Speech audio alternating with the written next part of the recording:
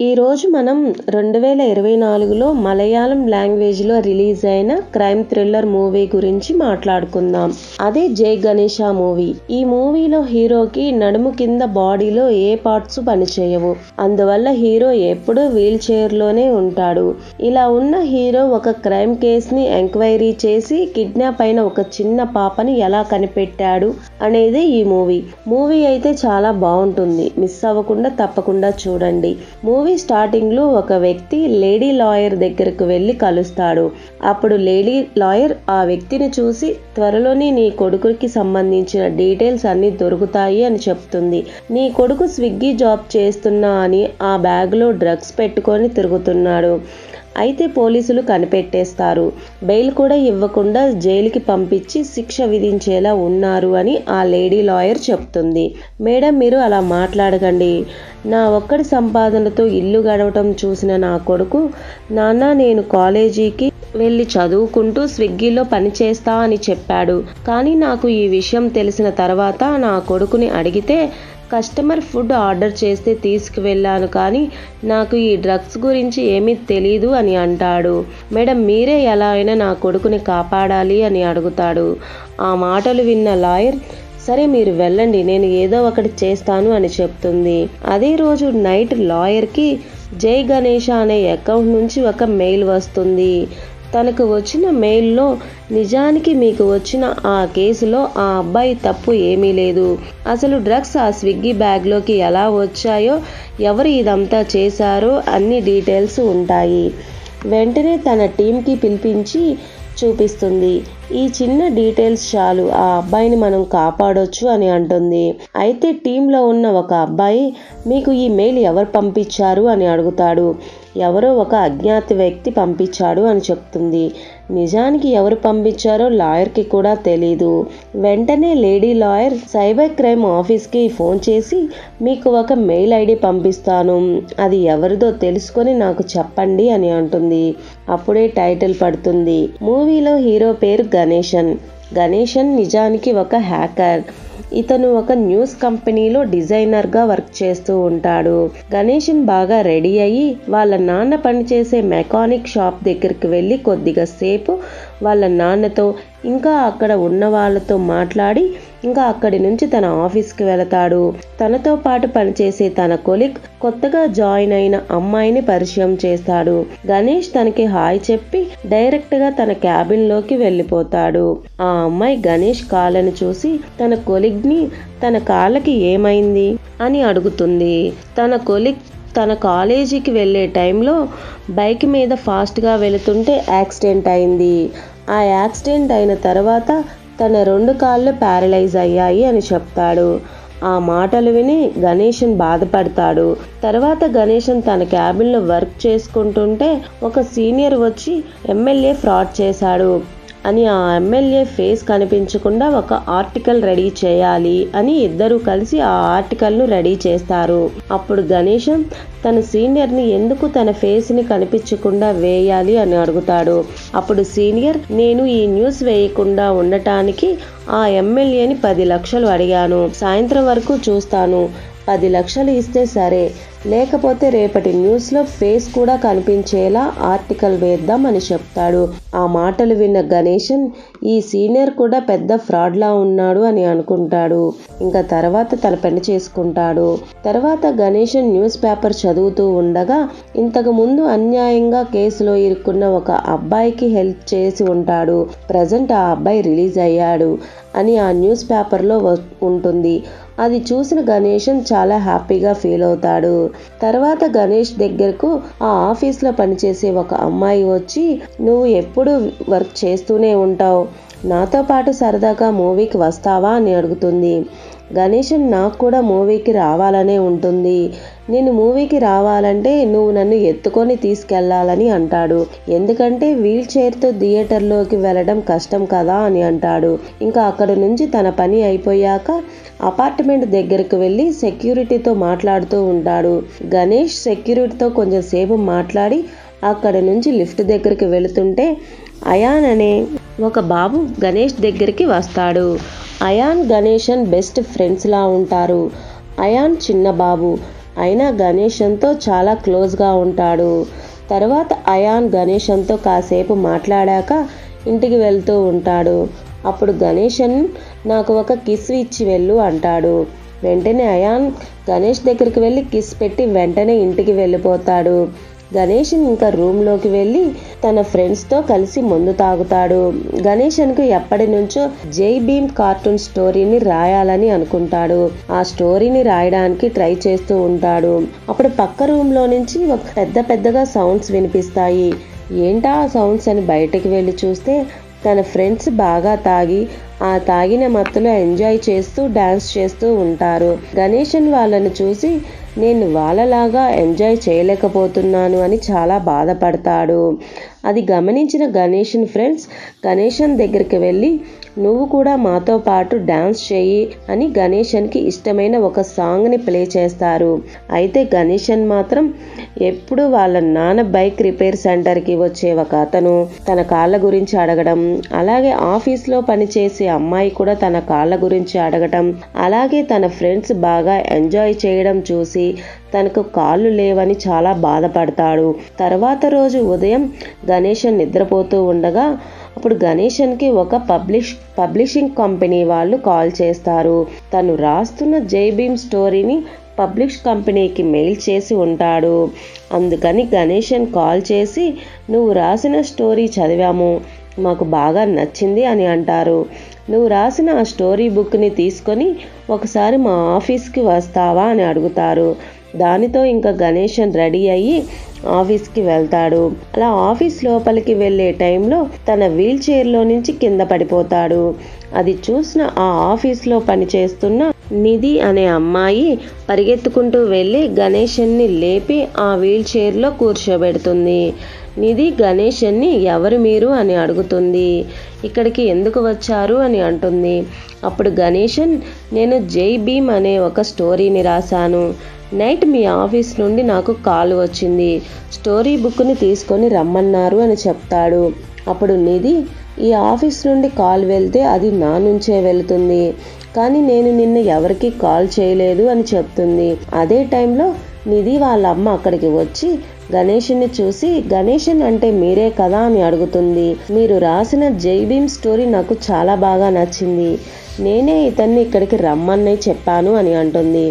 ఆ మాటలు విని నిధి వాళ్ళ అమ్మతో నాకు చెప్పకుండా ఎందుకు ఇలాంటి పనులు చేస్తావు అని అడుగుతుంది. అలా నిధికి వాళ్ళ అమ్మకి మధ్య కొంచెం గొడవ జరుగుతుంది.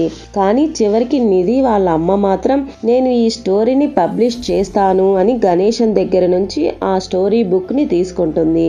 తర్వాత ఇంకా గణేష్ అక్కడ నుంచి వెళ్ళిపోతాడు. తర్వాత గణేషన్ ఉండే అపార్ట్మెంట్ని చూపిస్తారు. ఆ అపార్ట్మెంట్లో ఉండే అయాన్ అనే బాబు ఎమ్మెల్యే ఫస్ట్ వైఫ్కి పుట్టిన బాబు. అదే టైంలో ఎమ్మెల్యే అక్కడికి వచ్చి అయాన్ని కలుసుకుంటాడు. అయాన్ వెంటనే తన ఫాదర్ని చూసి నాన్న మనం ఈరోజు మూవీకి వెళ్దాం అని అడుగుతాడు. ఆ మాటలు విని అయాన్ వాళ్ళ అమ్మ కూడా జాగ్రత్తగా వెళ్ళిరండి అని చెప్తుంది. సరిగా అదే టైంలో గణేషన్ అపార్ట్మెంట్ దగ్గరికి వస్తాడు. గణేషన్ని చూసి అయాన్ పరిగెత్తుకుంటూ గణేష్ దగ్గరికి వెళ్ళి నువ్వు ఎలా ఉన్నావు అని అడుగుతాడు. అప్పుడు గణేషన్ నేను బాగున్నాను అని చెప్తాడు. అప్పుడు అయాన్ తన దగ్గర ఉన్న అంబ్రిల్లాని చూపించి ఇది ఎలా ఉంది, కొత్తగా కొన్నాను అని అంటాడు. అయితే ఇది నీ దగ్గర పెట్టుకో, బయట వర్షం పడేలా ఉంది, బయటకు వెళ్ళేటప్పుడు తీసుకొని వెళ్ళు అని చెప్తాడు. అయితే అయాన్ మాత్రం అక్కడ నుంచి పరిగెత్తుకుంటూ వాళ్ళ నాన్న దగ్గరికి వెళ్తాడు. అదే టైంలో ఎమ్మెల్యే గణేష్ని చూసి హాయ్ అని చెప్పి అక్కడ నుంచి వెళ్ళిపోతాడు. మరొక పక్క గణేష్ ఇచ్చి వెళ్ళిన స్టోరీ బుక్ని నిధి ఓపెన్ చేసి చదువుతూ ఉంటుంది. ఆ బుక్లో ఉన్న స్టోరీ ఒక చిన్న పిల్లాడికి సంబంధించింది. ఆ చిన్న పిల్లాడి ఎవరో కాదు, గణేషనే. అందుకే గణేషన్ తనకి తాను ఒక సూపర్ హీరో అనుకొని జై గణేష అనే టైటిల్ని పెట్టి ఉంటాడు. ఇప్పుడు స్టోరీ ఫ్లాష్ బ్యాక్లోకి వెళుతుంది. కాలేజ్ డేస్లో వాళ్ళ నాన్న బైక్ మీద స్పీడ్గా వెళ్ళి తన 2 కాళ్ళు ప్యారలైజ్ అవుతాయి. గణేషన్ అలా ఉండలేక బాధపడుతూ ఒక చెరువులోకి దూకి ఆత్మహత్య చేసుకోవాలని అనుకుంటాడు. ఈ విషయం తెలుసుకున్న గణేషన్ వాళ్ళ నాన్న తనని మోటివేట్ చేస్తాడు. నీకు లెగ్స్ మాత్రమే పనిచేయటలేదు, నీకు మంచి మనసు మంచి బుద్ధి కూడా ఉన్నాయి అని చెప్తాడు. గణేషన్కి కంప్యూటర్ నాలెడ్జ్ బాగా ఉండటంతో తనని ఒక గ్రాఫిక్స్ డిజైనింగ్ కోర్సులో జాయిన్ చేపిస్తాడు. అయితే గణేషన్కు తనకు ఉన్న కంప్యూటర్ నాలెడ్జ్తో గ్రాఫిక్ డిజైన్తో పాటు ఎథికల్ హ్యాకింగ్ కూడా నేర్చుకుంటాడు. ఇప్పుడు స్టోరీ ప్రజెంట్లోకి వస్తుంది. ఈ విషయాలు అన్నీ బుక్లో చదివిన నిధి స్టోరీ పట్ల ఇంట్రెస్ట్ చూపిస్తుంది. అదే టైంలో లేడీ లాయర్ గణేషన్కు కాంటాక్ట్ అవుతుంది. గణేషన్ వాళ్ళ ఇంటికి వచ్చి గణేషన్ వాళ్ళ నాన్నతో కేసు గురించి గణేషన్ గురించి మాట్లాడుతుంది. మరొక పక్క నిధి వాళ్ళ అమ్మ దగ్గరకు వెళ్ళి నేను ఆ స్టోరీ చదివాను, నాకు బాగా నచ్చింది, వెంటనే మనం ఈ స్టోరీని పబ్లిష్ చేద్దామని చెప్తుంది. అప్పుడే ఆ మాటలు విన్న నిధి వాళ్ళ అమ్మ ఆ అబ్బాయి రాసిన స్టోరీ సేమ్ మీ నాన్న రాసిన స్టోరీస్ లానే ఉన్నాయి, మీ నాన్న నాకు గుర్తుకు వస్తున్నారు అని అంటుంది. దానితో నిధి వెంటనే వాళ్ళ అమ్మతో ఆ గణేషన్ వెంటనే మళ్ళీ మన ఆఫీస్కి పిలిపించు అని చెప్తుంది. ఆ మాటలు విన్న నిధి వాళ్ళ అమ్మ మొన్న తను వచ్చినప్పుడు తన స్టోరీస్ చెయ్యను అని చాలా కోపంగా మాట్లాడావు, ఇప్పుడేమో నువ్వే రమ్మంటున్నావు అని అంటుంది. ఇంకొక పక్క ఆ లేడీ లాయర్ గణేశంతో నా కంప్యూటర్లో నుంచి ఒక political leader private videos leak అయ్యాయి, నువ్వు వెంటనే వాటిని వెతికి డిలీట్ చేయాలి అని అంటుంది. నీకు ఎంత డబ్బు అయినా ఇస్తాను అని చెప్తుంది. అప్పుడు గణేష్ నాకు ఎంత డబ్బు ఇచ్చినా నేను అలాంటి పనులు చెయ్యను, ఎందుకంటే నేను ఒక ఎథికల్ హ్యాకర్ని, అలాంటి ఫ్రాడ్ వర్క్ నేను చెయ్యను అని చెప్తాడు. తర్వాత ఆ లేడీ లాయర్ సరే నీ ఇష్టం అని చెప్పి అక్కడి నుంచి వెళుతుంది. తర్వాత భోజనం చేసే టైంలో గణేషన్ వాళ్ళ నాన్న గణేశంతో ఆ లేడీ లాయర్ వర్క్ ఏదో చేస్తే డబ్బులు ఇస్తాను అని అంటుంది కదా, ఆ పని ఏదో చెయ్యొచ్చు కదా అని అంటాడు. ఆ మాటలు విన్న గణేషన్ నాకు అలాంటి పని చేయడం ఇష్టం లేదు అని చెప్తాడు. తర్వాత గణేష్ మళ్ళీ తనకు కాళ్ళు లేకపోవడం గుర్తు చేసుకొని ఏడుస్తాడు. మళ్ళీ వాళ్ళ నాన్న వెళ్ళి తనని మోటివేట్ చేస్తాడు. ఆ నెక్స్ట్ రోజు గణేషన్ ఎక్కడికో వెళుతూ ఉండగా నిధి వచ్చి గణేశంతో మీరు రాసిన స్టోరీ నాకు బాగా నచ్చింది, మొన్న తిట్టినందుకు సారీ, నేను కూడా తుంబి అనే ఒక స్టోరీని రాశాను, మీరు పర్మిషన్ ఇస్తే మీ జై గణేష స్టోరీని నా తుంబి స్టోరీతో పాటు యాడ్ చేసి పబ్లిష్ చేస్తాను అని అంటుంది. బాగా ఫేమస్ అవుతుంది, మీరు ఒప్పుకోండి అని అడుగుతుంది. వెంటనే గణేశం సరే అని చెప్తాడు. నిధి వెంటనే తుంబి స్టోరీని జై గణేష్తో పాటు యాడ్ చేసి పబ్లిష్ చేస్తుంది. దాన్ని చదివిన పిల్లలు కూడా బాగా ఎంజాయ్ చేస్తూ చిన్నప్పుడు పాడుకునే పాటలు పవర్ రేంజర్స్, బెంటన్ పాటలు కూడా పాటకు జై గణేష స్టోరీని చదువుతారు. తర్వాత నిధి ఇంపార్టెంట్ విషయం గురించి మాట్లాడడానికి గణేషన్కి ఫోన్ చేస్తుంది. నిజానికి గణేష్ నైట్ టైంలో ఒక డిటెక్టివ్గా పనిచేస్తూ న్యూస్లో వచ్చే ఒక క్రైమ్ని కనిపెట్టి వాళ్ళని పోలీసులకు అప్పగిస్తాడు. లేదంటే ఆ ఇన్ఫర్మేషన్ మొత్తం లేడీ లాయర్కి చెప్పి ఆ ఐడియాస్తో వచ్చే థాట్స్ మీద కూడా బుక్స్ రాస్తూ ఉంటాడు. సేమ్ అలానే చేస్తున్నప్పుడు ఈరోజు ఏమైనా క్రైమ్ బయటపడుతుందా అని చూస్తూ ఉంటాడు. అప్పుడే గణేషన్కి ఒక విషయం గురించి తెలుస్తుంది. వెంటనే పోలీసులకు ఫోన్ చేసి ఒక రౌడీ గ్యాంగ్ ఇంటికి తిరిగి దొంగతనం చేస్తున్నారు, వాళ్ళు పెద్ద పెద్ద పొలిటికల్ లీడర్, ఎమ్మెల్యే, ఎంపీ ఇంటికి వెళ్ళి బ్లాక్ మనీని హ్యాక్ చేస్తున్నారు, మీరు త్వరగా వెళ్ళి వాళ్ళని పట్టుకోండి అని చెప్తాడు. మీరు ఎవరు అని పోలీసులు గణేషన్ని అడుగుతారు. గణేషన్ నెక్స్ట్ ఎవరింట్లో ఆ గ్యాంగ్ దొంగతనం చేయబోతున్నారో వాళ్ళ డీటెయిల్స్ చెప్పి ఫోన్ కట్ చేస్తాడు. నెక్స్ట్ రోజు మార్నింగ్ గణేషన్ న్యూస్ పేపర్ చూస్తుంటే పోలీసులు ఒక సీరియల్ కిల్లర్ గ్యాంగ్ని పట్టుకున్నారు అని రాసి ఉంటుంది. అసలు పోలీసులు ఎవరిని అరెస్ట్ చేశారు అని చెక్ చేయగా నిజానికి పోలీసులు అసలైన కిల్లర్స్ని అరెస్ట్ చేయకుండా వేరే చిన్న దొంగల్ని అరెస్ట్ చేస్తారు. అది కనిపెట్టిన గణేషన్ మళ్ళీ పోలీస్ కంట్రోల్ రూమ్కి ఫోన్ చేసి మీరు అసలైన దొంగల్ని అరెస్ట్ చేయకుండా వేరే అతన్ని అరెస్ట్ చేశారు, తను కూడా దొంగే, కానీ అతను అన్ని ఇళ్లల్లో దొంగతనం చేయలేదు అని చెప్తాడు. ఆ మాటలు విన్న పోలీసులు గణేషన్తో మీరు ఎవరు, ఎందుకు మాటికి ఫోన్ చేసి విసిగిస్తున్నారు, పోలీసులకు ఎవిడెన్స్ దొరకకుండా ఎవరిని అరెస్ట్ చేయరు, ఇంకేమైనా మీరు చెప్పాలి అనుకుంటే స్టేషన్కి వచ్చి చెప్పండి, లేదంటే మిమ్మల్ని కూడా అరెస్ట్ చేయాల్సి వస్తుంది అని కోపంతో ఫోన్ కట్ చేస్తాడు. వెంటనే గణేషన్ చాలా బాధపడి ఆ లేడీ లాయర్ దగ్గరికి వెళ్ళి జరిగిందంతా చెప్తాడు. ఆ మాటలు విన్న ఆ లేడీ లాయర్ ఈ విషయంలో మనం ఏం చేయలేము అని అంటుంది. దానితో గణేశన్ బాధపడుతూ తన అపార్ట్మెంట్ దగ్గరికి వస్తాడు. అప్పుడు అయాన్ పరిగెత్తుకుంటూ గణేష్ దగ్గరకు వచ్చి ఎందుకు అలా డల్గా ఉన్నావు అని అడుగుతాడు. ఈరోజు నా బర్త్డే, ఈవినింగ్ నువ్వు పార్టీకి రావాలి అని అంటాడు. అయితే గణేశన్ మాత్రం నేను ఈరోజు రాలేను అని అంటాడు. అయాన్ మాత్రం వినిపించుకోకుండా నువ్వు పార్టీకి రావాల్సిందే అని చెప్పి అక్కడ నుంచి వెళ్ళిపోతాడు. గణేశన్ కూడా చాలా బాధపడుతూ తన ఫ్లాట్ లోకి వెళ్ళిపోతాడు. ఈవినింగ్ గణేశన్ అయాన్ బర్త్డే పార్టీకి వెళ్తాడు. అక్కడ ఎమ్మెల్యే చూసి మీరు పిలవకుండానే పార్టీకి వచ్చినందుకు చాలా హ్యాపీగా ఉంది. మీలాంటి వికలాంగులు బయటికి రావాలి. మీరు పైకి వస్తే ఇంకొకరికి ఆదర్శంగా ఉంటారు అని అంటాడు. ఆ మాటలు విని బాధతో గణేశన్ బయటికి వెళ్ళిపోతుంటే అయాన్ అక్కడికి వచ్చి గణేశన్ని చూసి ఏంటి బర్త్డే పార్టీకి వచ్చి విష్ చేయకుండా వెళ్ళిపోతున్నావు, ఇంతకీ నా గిఫ్ట్ ఏది అని అడుగుతాడు. దానితో గణేశన్ నీకు గిఫ్ట్ తీసుకురాలేదు అని హ్యాపీ బర్త్డే చెప్పి వెంటనే తన పాకెట్లో ఏదో వెతుకుతూ ఉంటాడు. వెంటనే అయాన్ గణేష్ పాకెట్లో చేయి పెట్టి ఒక బబ్లికమ్ని తీస్తాడు. నాకు ఇది చాలు అని అంటాడు. గణేశన్ సరే నాకు కొంచెం పని ఉంది అని ఇంటికి వెళ్తాడు. అయితే అదే టైంలో నిధి గణేశన్కి ఫోన్ చేసి మీరు రాసిన స్టోరీ ఫేమస్ అవడం కోసం నేను చాలామంది ఇన్వెస్టర్లతో మాట్లాడాను. వాళ్ళలో ఒక ఇన్వెస్టర్ ఫోన్ చేశాడు.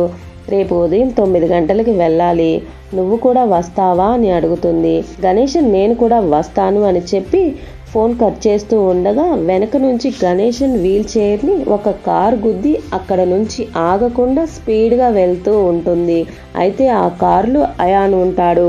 అది చూసిన గణేశన్ చాలా పెద్దగా అరుస్తూ ఉంటాడు. అయితే ఆ కారు మాత్రం ఆపకుండా స్పీడ్గా వెళ్తూనే ఉంటుంది. గణేశన్ అరుపులు విని కూడా ఎవరు బయటికి రారు. దానితో గణేశన్ ఆ కారు నెంబర్ని, ఆ కారులో ఉన్న అతని టాటూని నోట్ చేస్తాడు. కొద్దిసేపటి తర్వాత పోలీసులకు ఇన్ఫర్మేషన్ తెలిసి వచ్చి గణేశన్ని కలుస్తారు.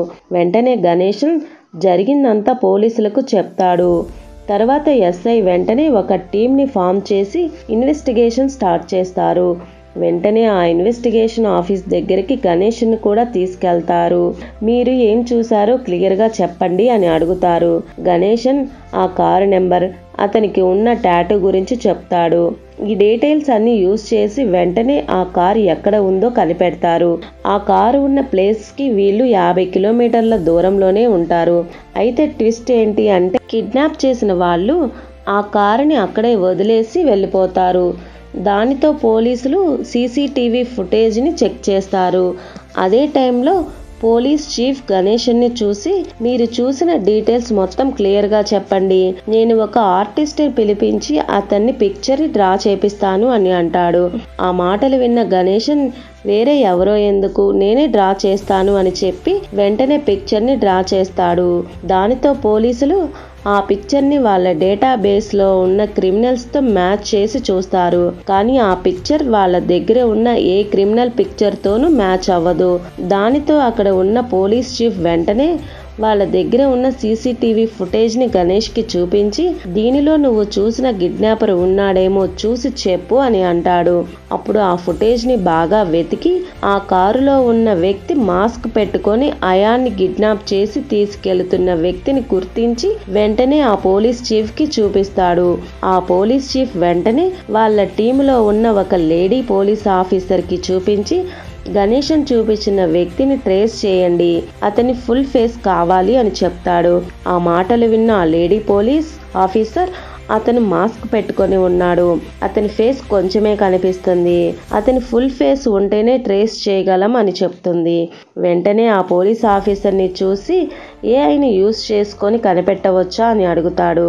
వెంటనే ఆ లేడీ పోలీస్ మాత్రం అది సాధ్యం కాదు అని అంటుంది. అక్కడే ఉన్న గణేశన్ మాత్రం నేను ట్రై చేస్తాను అని చెప్పి అతి కష్టం మీద ఆ కిడ్నాపర్ ఫుటేజ్ని ట్రేస్ చేసి కనిపెడతాడు. అది చూసిన ఆ లేడీ పోలీస్ ఆఫీసర్ గణేశన్ని చూసి జలసీగా ఫీల్ అవుతుంది. సరిగ్గా అదే టైంలో కిడ్నాపర్ ఎఫ్ఎంలో తమిళ్లో మాట్లాడుతూ ఉంటాడు. ఆ కిడ్నాపర్ నేనే, ఆ ఎమ్మెల్యే కొడుకుని కిడ్నాప్ చేశాను, నా పేరు మోహన్ సెల్వరాజ్. మీరు ఎంత వెతికినా ఆ బాబు మీకు దొరకడు.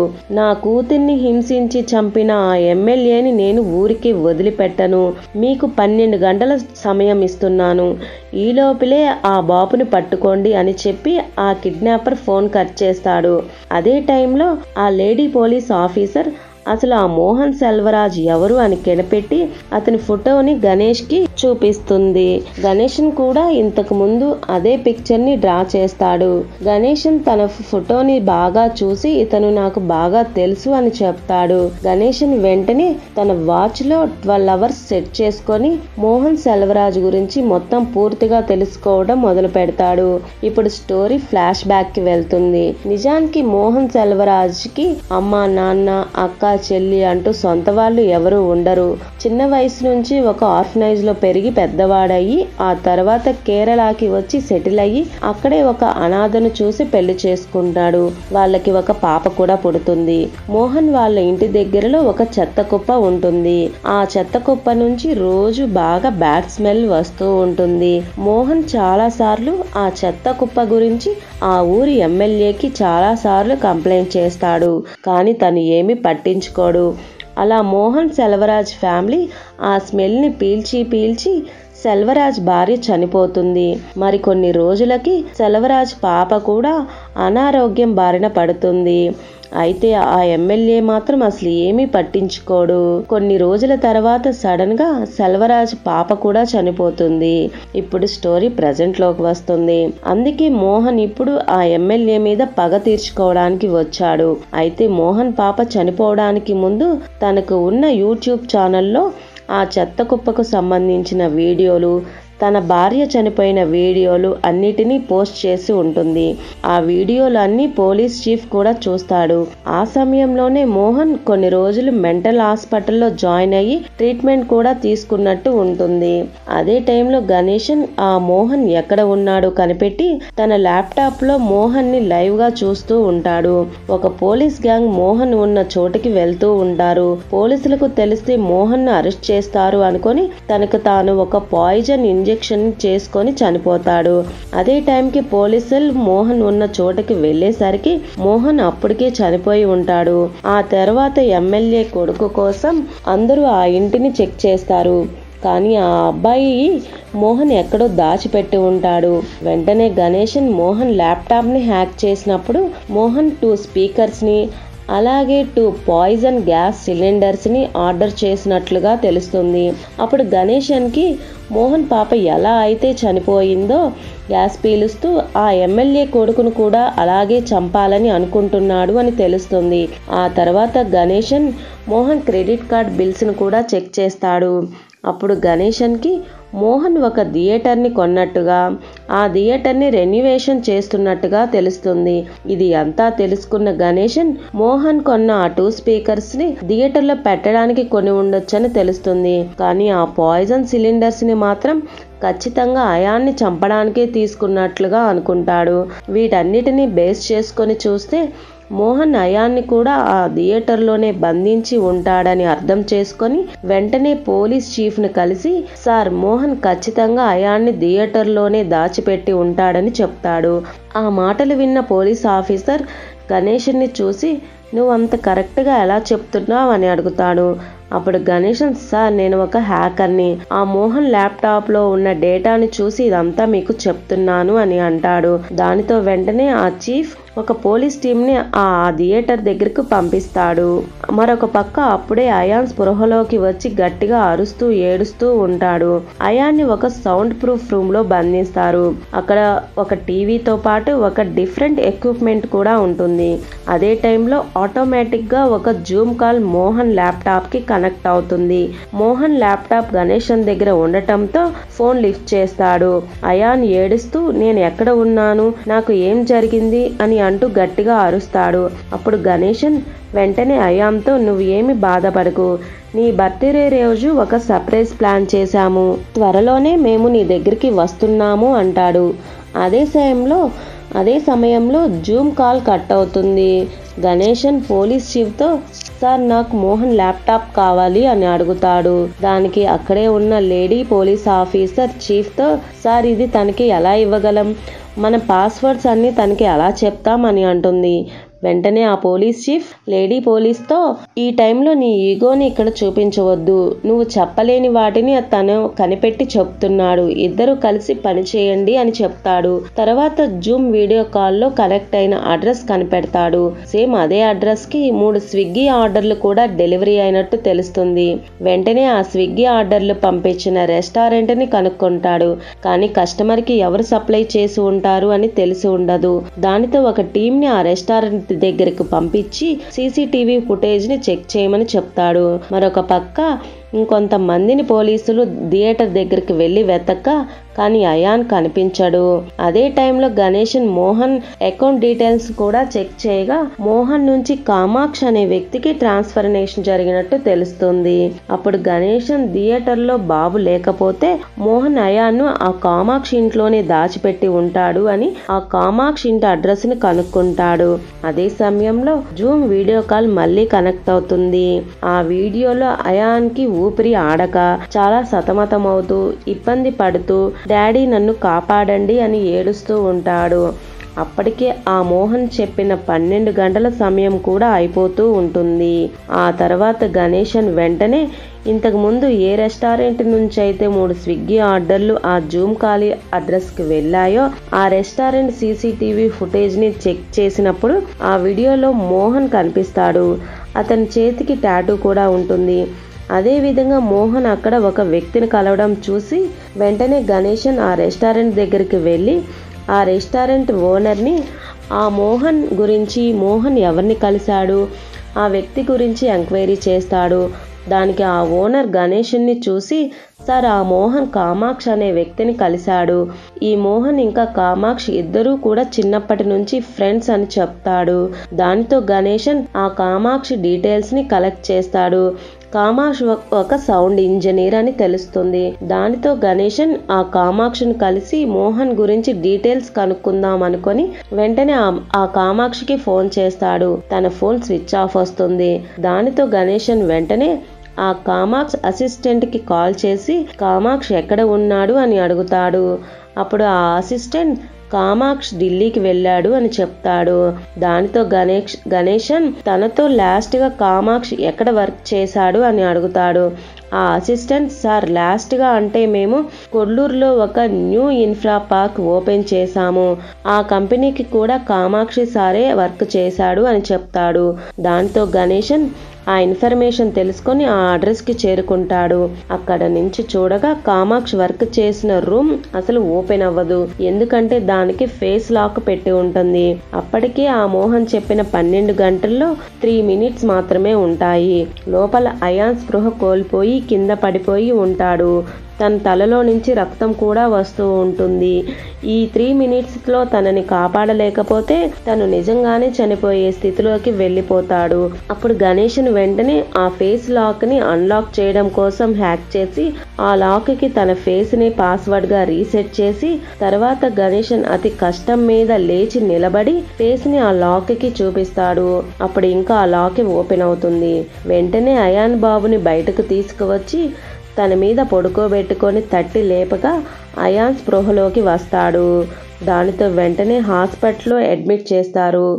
ఈ విధంగా గణేషన్ ఒక హ్యాండిక్యాప్డ్ అయినప్పటికీ తన తెలివిని ఉపయోగించి అయాన్ బాబుని కాపాడుతాడు. ఇంకో పక్క నిధి గణేషన్ రాసిన స్టోరీని పబ్లిష్ చేయడం కోసం ఇన్వెస్టర్ ని కలుస్తుంది. ఇన్వెస్టర్ ఆ బుక్ ని పబ్లిష్ చేయడంలో ఇన్వెస్ట్ చేస్తాడు. దానితో ఫైనల్ గా గణేషన్ రాసిన స్టోరీ కూడా పబ్లిష్ అవుతుంది. అక్కడితో ఈ మూవీ ఎండ్ అవుతుంది. ఈ వీడియో మీకు నచ్చినట్లయితే ప్లీజ్ సబ్స్క్రైబ్ చేయండి. Thank you for watching.